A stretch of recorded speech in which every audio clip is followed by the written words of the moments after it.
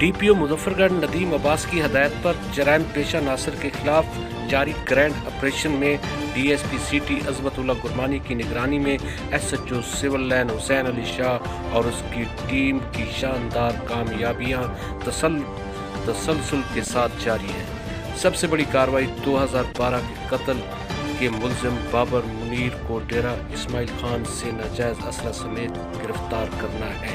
जबकि दीगर कार्रवाइयों में मुलजिम इशफाक भुट्टा से मंशियात की बरामदगी और मुलजिम वसीम अब्बास से मोटरसाइकिल और नकदी रिकवर करके असल मालकान को दी गई।